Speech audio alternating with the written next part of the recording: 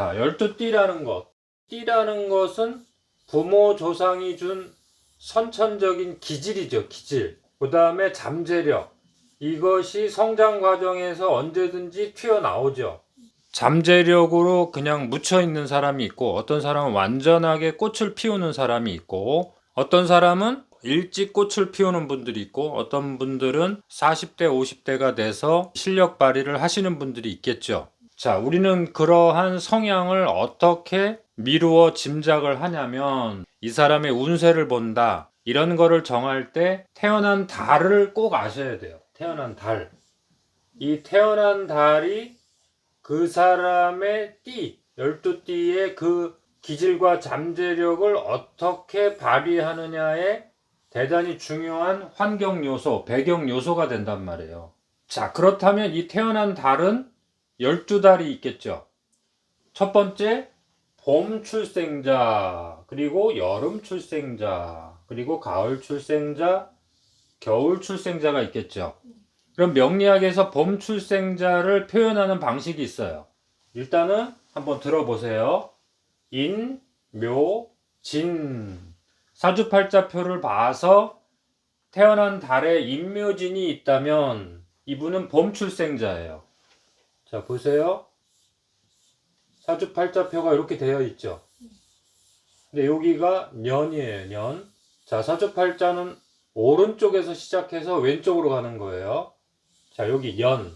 연에 축자가 있다면 이 사람은 소띠란 뜻이죠. 그런데 여기 묘자가 있어요. 그러면은 이 사람은 아하, 묘월에 태어나신 분이구나. 이렇게 아는 거죠. 자, 일과 시도 중요한데 우선은 년월을 기준점으로 삼고 공부할게요. 만약에 여기에 뱀사자가 있다면 아하, 이 사람은 여름 출생자구나. 이렇게 알면 되겠죠. 그러면 봄 출생자가 어떤 능력을 빨리 발휘하고, 여름 출생자는 어떤 능력을 빨리 발휘하고, 겨울 출생자는 어떤 능력을 빨리 발휘하는가, 요것만 알면 되잖아요. 그러니까 이렇게 구분해 놓으면 되게 편하단 말이에요. 자, 이런 연습을 앞으로 계속 할 거예요. 1973년도 2월 3일인데 양력으로 1월 달도 지나고 2월 달도 지나서 2월 3일이 됐는데 입춘일이 아직 안 됐다면 이 사람은 아직 소띠가 된 게 아니에요. 아직 쥐띠 상태에서 소띠로 넘어오려고 할 뿐이지 아직 소띠가 된 게 아니에요. 그냥 사주팔자가 아닌 일반적으로 적용할 때는 73년도 양력 1월 1일이 되면 소띠해가 시작됐습니다. 이렇게 얘기하잖아요. 그렇죠? 그러나 명리학에서는 절대적으로 이렇게 하는 게 아니에요. 명리학은 에너지를 보는 거기 때문에 날짜를 보는 게 아니란 말이에요. 물론 뭐 날짜를 봐야지 에너지를 예측할 수 있겠지만 그 날짜의 기준점이 중요한 거예요. 그래서 그 기준점을 뭐라 그래요? 절기라고 그래요. 절기. 이 절기라는 거는 태양과 지구와의 관계예요. 태양과 지구와의 관계에서 빛의 양이 결정이 되죠. 빛의 양으로 양기와 음기가 결정이 되죠. 여기에 음양이 숨어 있는 거예요.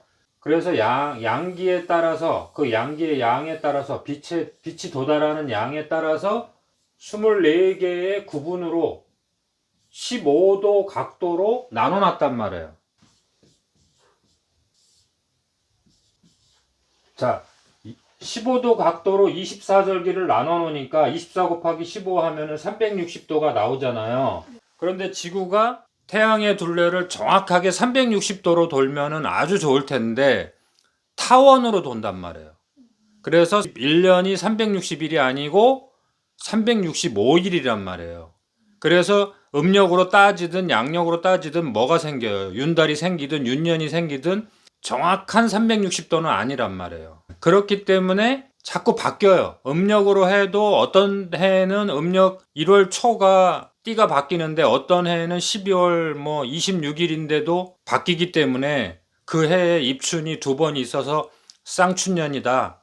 또 양력으로 따져도 올해는 2월 4일인데 2월 3일 밤 11시인 경우도 있단 말이에요. 완벽하지가 않단 말이에요.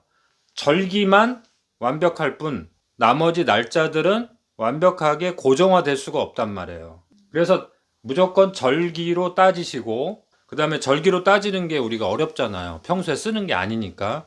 그렇기 때문에 컴퓨터 만사력에 넣으셔갖고 도움을 받으시면 돼요. 복잡하게 하실 거 없이 뭐 이런 배경을 이해 못 하셔도 돼요. 일단은 입춘 시작 전부터 뭐가 결정이 되고 띠가 결정이 되고, 이 입춘 시작점이 뭐예요?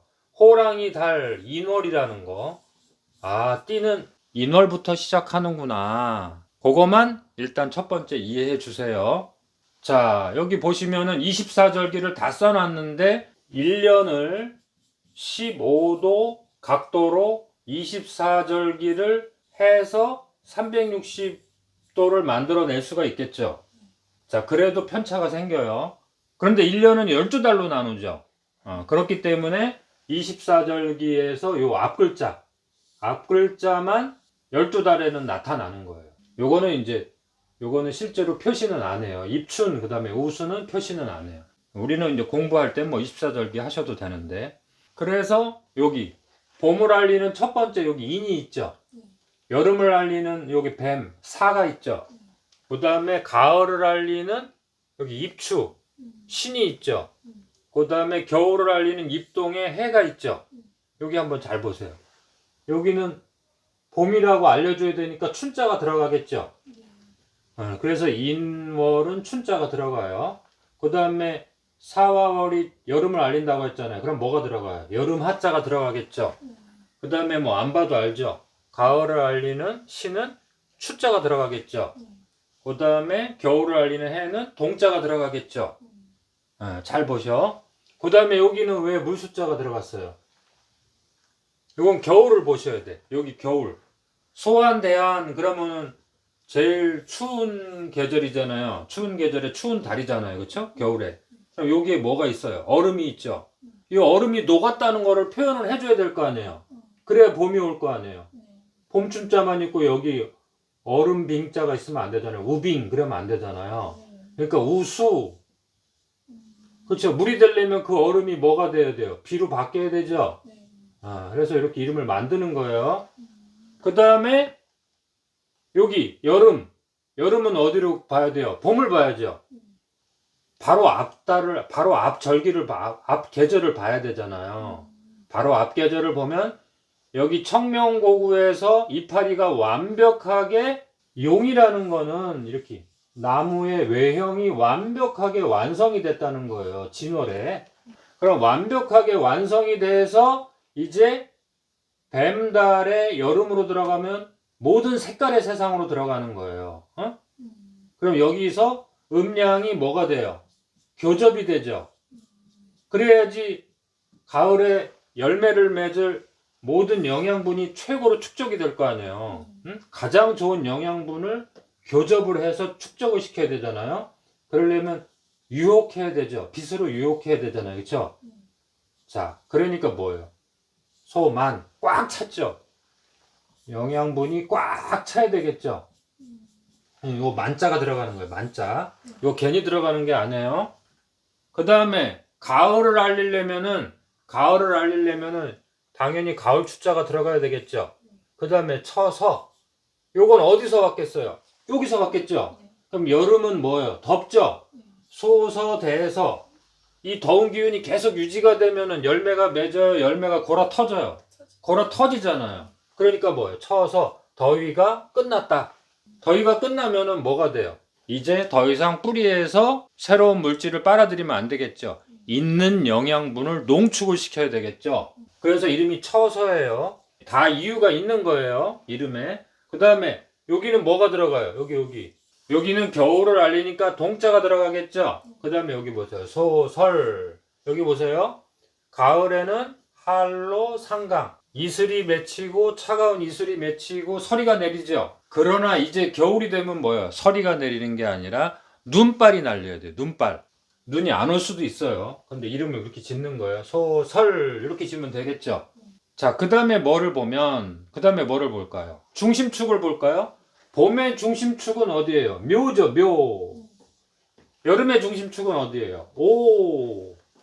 가을의 중심축은 유. 겨울의 중심축은 자. 아하. 자, 오, 묘, 유. 자, 오, 묘, 유. 얘들이 중심축이구나. 그럼 여기를 보세요. 그럼 뭐가 들어가겠어요? 봄의 중심축이니까 봄춘자가 들어가겠죠? 이거는 입추는 들어가는 거고 여기는 완전히 봄의 중심축이란 뜻이에요. 아셨죠? 그 다음에 여기는 뭐예요? 여름하, 하지가 들어가겠죠. 그 다음에 여기는 가을추, 추분이 들어가겠죠. 여기는 겨울동, 동지가 들어가겠죠. 아, 중심축은 그 계절을 완벽하게 중심 에너지. 그래서 이때부터는 뭐예요? 춘분을 기점으로 해서는 양기가 이제 더 이기는 거예요. 그 음량의 변화에 의한 그 각도를 나눔으로써 24절기를 나누는 거예요. 그런데 12달이니까 뭐예요? 얘들은 표에 보면 이렇게 감춰져 있단 말이에요. 이렇게 앞에 이렇게. 근데 내용을 보면은 보세요. 양의 달과 양의 달의 반대가 뭐예요? 축, 소의 달이에요. 서로 충을 이룬단 말이에요. 상극이란 말이에요. 그쵸? 그러니까 여기 보세요.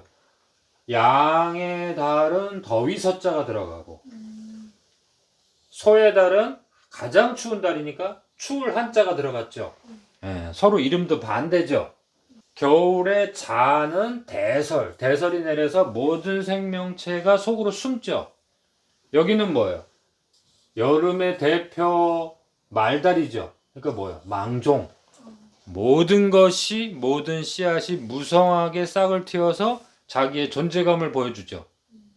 여긴 존재감을 보여주면 큰일 나죠. 숨겨야 되죠. 완벽하게 숨어야 되죠.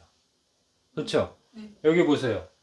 봄의 중심축은 경칩이죠. 경칩은 뭐예요? 깨구리가 튀어나오는 거잖아요. 뒷다리가 발달한 생명체들이 튕겨 나올 정도로 스프링이란 말이에요. 그럼 위로 상승한다는 거죠. 여기는 뭐예요? 백로, 백로, 이슬로. 이슬은 위로 상승하나요? 하강에서 밑으로 떨어지나요? 밑으로 떨어지잖아요. 그쵸? 그렇게 반대로 만들어 놓은 거예요. 그래서 24절기를 정하는데, 아, 토끼띠가 묘월에 태어났다. 토끼띠가 닭의 달, 가을 유금월에 태어났다. 유금월에 태어났느냐, 신월에 태어났느냐, 이 미묘한 차이에도 성장 과정에서 그 사람의 에너지에 편차가 생기겠죠. 그런 거 보는 연습을 앞으로 공부할 거예요. 그래서 토끼띠가 묘월에 태어난 경우에는 어떤 점은 좋은데 어떤 점은 일찍 발달하는데 어떤 점은 불리하더라. 이런 공부를 하면 좋겠죠. 토끼띠가 유금월에 태어나면 어떤 점은 불리한데 어떤 점은 대단히 좋더라. 그래서 그 불리한 점은 조심시켜 주거나 상담하러 왔을 때 그걸 중점적으로 얘기해 줄 수도 있겠죠. 또 이미 그러한 고통을 겪고 있다면 자, 이런 문제 때문에 이렇게 발생한 거니까 앞으로는 어떻게 하자, 어떻게 합시다, 이런 얘기를 해줄 수 있겠죠. 제일 중요한 거는 해결하는 게 중요한 거고, 앞으로 잘못된 것을 반복하지 않는 게 중요한 거죠. 그 사람의 장점은 이끌어내주고, 어떤 해결책을 제안할 때 태어난 달이 기준점이 되는 거예요. 그러니 태어난 달이 너무 중요하죠. 음력으로 몇 월 며칠이 인월인가요? 묘월인가요? 이런 거는 의미가 없다. 정확해야 된다. 이것저것 헷갈릴 때는 무조건 컴퓨터 만세력에 입력하셔서 이 12달이 나와야 된다 이거예요. 항상 음력이다 양력이다 이런 거는 벗어나셔야 돼요. 그래서 컴퓨터에서 확인하셔야 돼요. 사주팔자를 결정하는 것은 우리가 알고 있는 일반 달력이 아니고 태양과 지구와의 관계에서 뭐가 나와요? 음량의 크기가 나오죠? 이쪽이 크냐 이쪽이 크냐 그렇죠? 이 음량의 크기가 나오기 때문에 이거로 봄, 여름을 결정하고 또 가을, 겨울을 결정하는 거예요. 이런 거는 우리가 앞으로 연습을 하면 별게 아닌데 처음부터 이 기준점이 흔들려 버리면 안 된단 말이에요. 아셨죠? 그래서 날짜로 따지지 말아라. 달력으로 따지지 말아라. 무조건 컴퓨터 만세력이라고 하는 사주팔자를 보는 특별한 달력이 따로 있는 거예요. 핸드폰의 앱에 들어가시면 다 나오니까 연세 드신 분들은 이런 게 헷갈릴 경우에 자녀분들한테 얘기해주면 다 찾아줘요. 그렇게 꼭 하시기로 약속을 하고 앞으로 12띠 태어난 해와 태어난 달을 분석함으로써 그 사람의 기본 성향과 잠재력이 사회 속에서 어떻게 발휘되고 그 사회 속에서 발휘되는 재능의 장점과 단점을 우리가 미리 분석하는 시간을 앞으로 가질 거예요. 다음 시간부터 쭉쭉쭉 공부해 나갈 거예요.